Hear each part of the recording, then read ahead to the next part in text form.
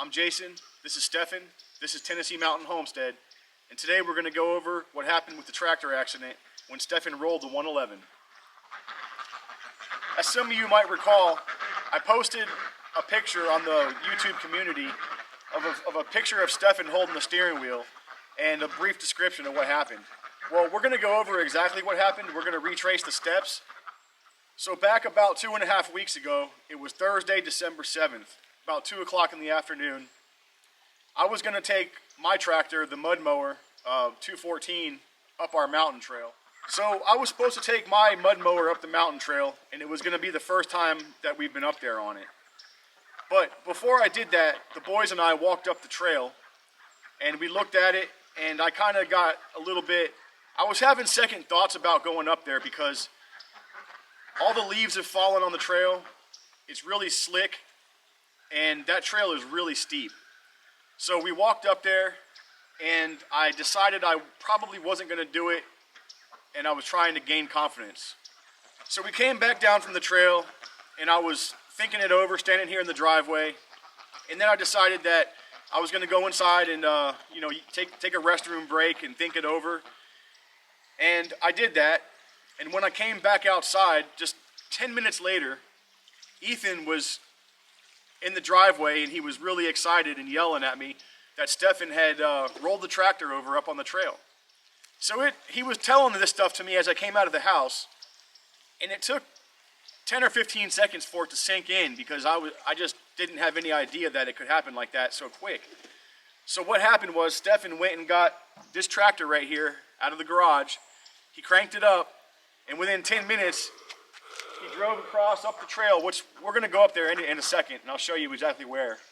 But he drove the tractor up that trail, right to the exact spot that I was nervous about driving my tractor up, got stuck, put it in reverse, and somehow the tractor either went into neutral or it slipped out of reverse when he was trying to back off of a rock obstacle. And the tractor rolled backwards fast, out of control, went up on the berm on the side of the trail and rolled over on him. When the tractor rolled over on him, the steering wheel, after he fell on the ground, the tractor rolled over and fell on top of him, and the steering wheel hit his wrist and fractured his wrist in 2 places. All right, we're at the mouth of the trail that goes up our mountain on our property. Now, I wanted to make this video for a couple different reasons. One, to explain exactly what happened to him, and two, to kind of showcase this trail, which is what I built the mud mower for, to hopefully be able to drive up and gain access to our property up on the top of this hill that we own. So let's go ahead and get moving up there. So we're on the very first stretch of the trail. We're just maybe 20 yards in, but it starts to get real steep real quick, and I'll show you right now.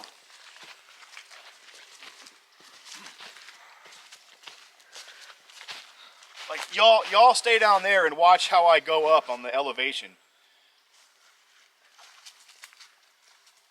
Because it doesn't always come off in the camera, elevation, and changes in grade, but check this out.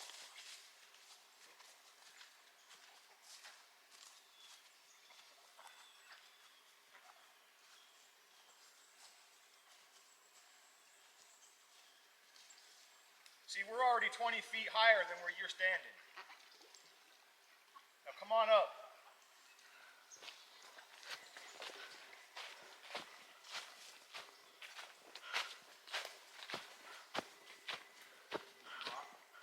So back on December 7th, when it was me, Steffen, Ethan, who's holding the camera right now, and I also had my other 2 sons, Jason, Colt.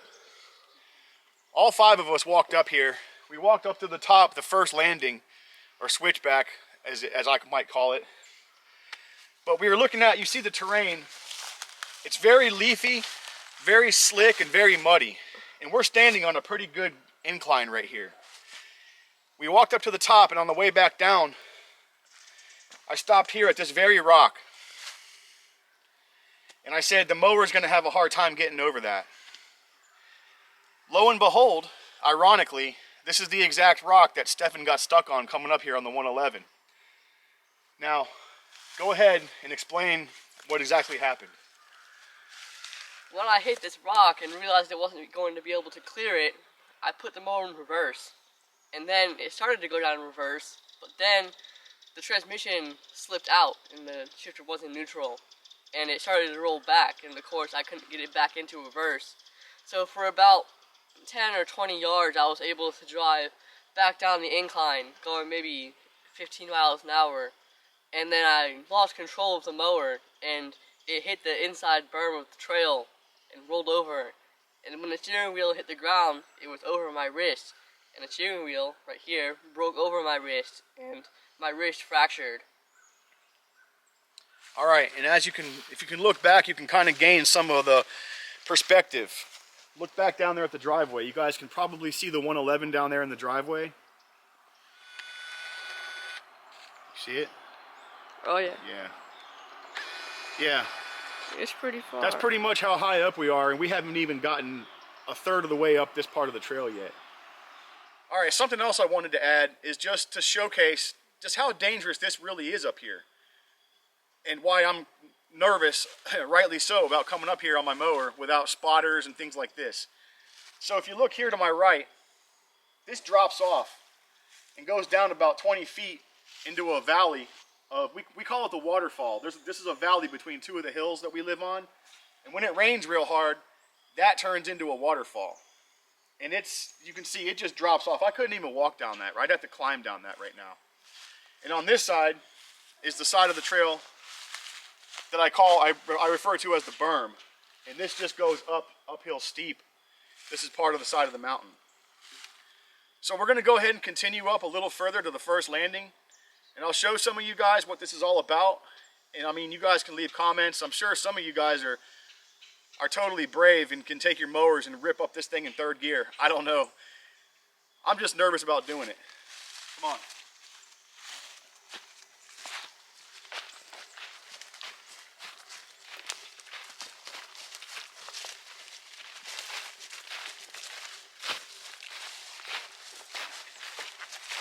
I've also been thinking about prepping this surface because this is the worst part of the trail.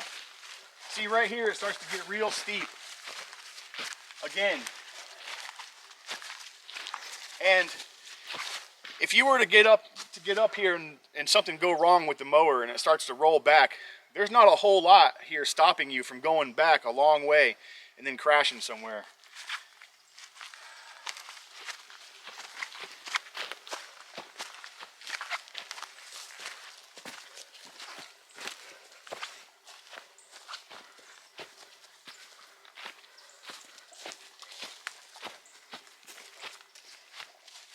So yeah, as you can see, it's real slick. And I was thinking about coming up here with some rakes and maybe trying to prep the surface so we can get some more traction, because I think the biggest problem is these leaves. All this loose surface stuff, these sticks. Now there is soil and plenty of rocks under here for the tires to grab. But maybe some of you have some input. This is the worst part of the trail. This trail's about a mile long with the way it zigzags up to the top of the hill.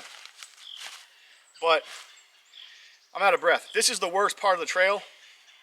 The rest of it kind of flattens out because it goes along parallel with the side of the mountain. It doesn't go up. So this is the worst part, and this is the part I'm mostly concerned about. So let's go up to the first landing. We'll take some pictures, and then we're going to head back down and do something different.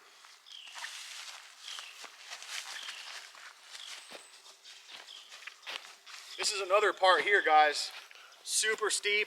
It slopes off that way, and if you can look to my right, you can see this extreme drop off. Now, I'm no rocket scientist, but I got a feeling if I was to go off of this on my tractor, it wouldn't be a very good day.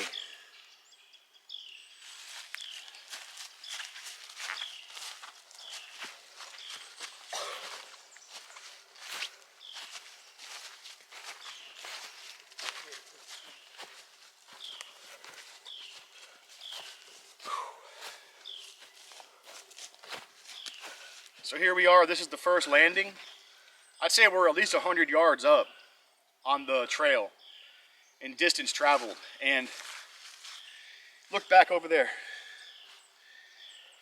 You can see the barn off through the trees. that white building. And that's how much higher. That barn's about 25 feet tall to the apex of the ceiling, to the roof. And we're at least 50 or 60 feet higher than the barn. So that's what we're dealing with. That's what Steffen dealt with the other day. All right, I got one last thing to say about this trail, is that last summer, when it's warmer out, it's drier out, the trail actually isn't too bad for like traction because there's grass, there's vegetation. And the boys, without my knowledge, of course, the same as just what happened just the other day, they took the L120 Hydro and they took the 111 and they've driven up here multiple times, almost all the way to the top. And they told me, I never actually came up here with them and saw them do it, but I know they've done it. And they told me that it actually goes up pretty easy. Now, that may or may not be the case because their idea of easy and my idea of easy is probably two different worlds. But right now, it's pretty dangerous. So let me know in the comments what you guys think about this trail, how you would tackle it, and what you think I could do to make any further mods or just maybe get a four-wheel drive quad. Let's go back down and fix the 111. We're back in the shop, and I want to go over what happened to this thing when it rolled that day. Very minimal damage, thankfully. And the most important thing is Steffen didn't get hurt any worse than he did. It could have been a lot worse. So, first thing that happened was there's a big gouge in the fiberglass hood. No big deal, battle scar. The second thing that obviously happened is the steering wheel busted off of here. Now, I didn't film anything that day because it was pretty traumatic and stressful. We had to go to the ER and everything else. But I remember getting the other steering wheel off of this thing was a nightmare. I basically had to bust it off. I tried everything. There's a pin that goes through the steering wheel, and there's no way to access the shaft from the top. It's solid plastic, and it's a blind hole that goes in there. So the other steering wheel was rust welded onto this. I managed to get the pin out, but I could not get the steering wheel off, at least the center that was still there. So I ended up taking my bandsaw, and I just cut down a few places right next to the shaft, and I was able to finally get that off. But since then, I procured another steering wheel from eBay. This is from a 1985 John Deere 116, but it's the same exact wheel. And it even came with a nice little center cap of the Deere. And the other thing that happened to the mower was when I first initially ran up the trail and I saw him in the mower over on its side, there was oil pouring out of the motor. This is a Briggs & Stratton 12 horsepower flathead industrial commercial. It's a great little motor. It's been fantastic. It runs like a top, just great. But oil was pouring out of the air cleaner because of the way when it went over on it was laying on its left side. And so you have the valves right there in that little area where the lifters ride on the cam. And so the oil from the crankcase got in there. The intake valve must have been open. It ran right through the carburetor. And I had to literally take this whole thing apart. I had to take the carburetor off and everything. Take the bowl off, get a new bowl gasket, completely clean the carburetor because no amount of just spraying carb cleaner and starting fluid and everything else in there would make it start. And the combustion chamber was also full of oil. So that was that was about an hour to clean that. I didn't get any of it on film. We just did it out in the driveway. But it does run perfect again. So what we're gonna do now is prep this. And oh, there's a bushing that goes on here. There was a bushing on this steering shaft, and long before this accident happened, this shaft has been loose like this in the dashboard. It's just been that way for a long time. I did notice that part of it used to be plastic. Part of the piece that used to be in here, this bushing, was down on the shaft. We pulled that off of there, it's gone. But I did get this since then. It's a steering shaft bushing, and it does work. It's a John Deere part number M81463.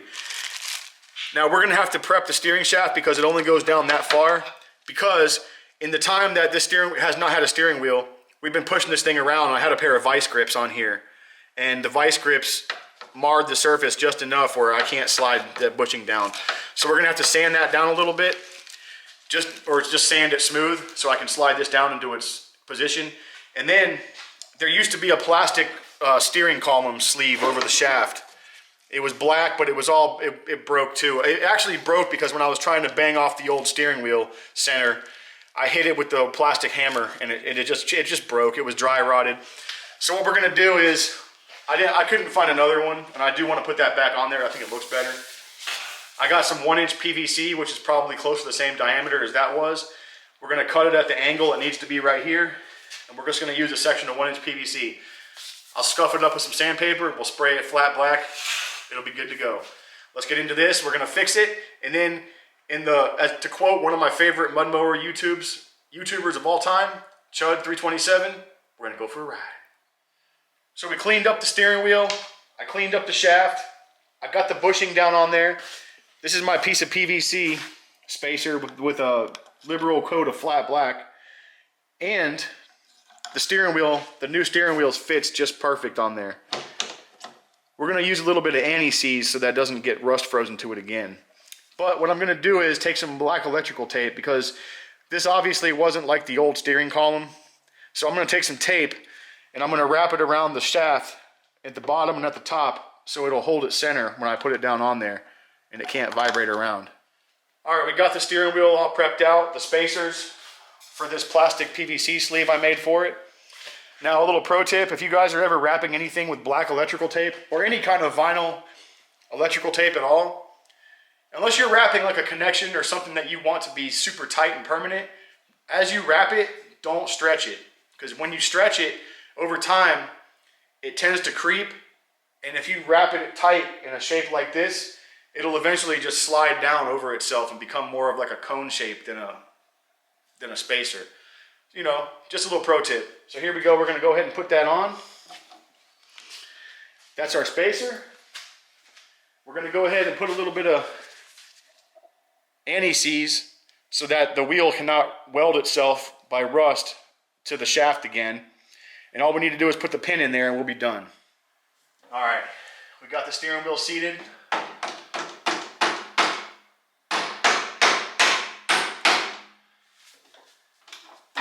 That's the pin that holds it on. It's got a decent amount of anti-seize in it.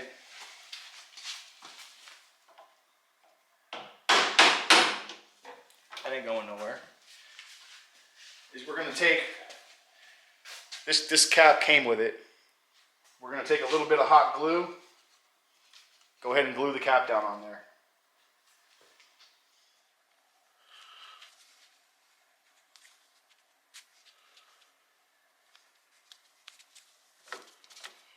Get the excess glue off. We'll get that off in a second. Let it cool off a second. All right, we got it back fixed up. I gotta say, it looks a lot different with the steering wheel back on it. It's been gone for almost 3 weeks, but it's there. It's almost back to how it was before. One little battle scar. Now, like I said, the only thing left to do is take it for a little test ride. So let's go ahead and crank it up.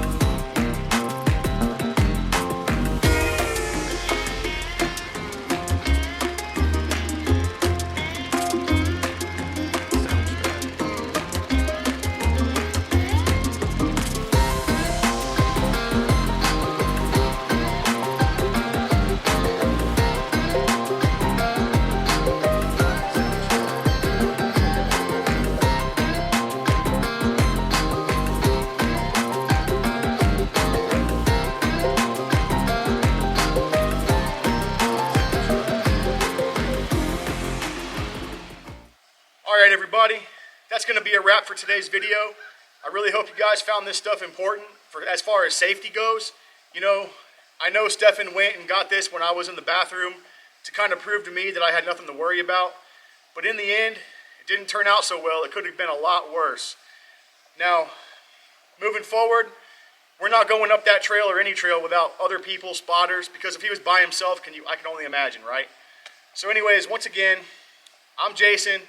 This is Steffen. This is Tennessee Mountain Homestead, and we'll see you on the next one.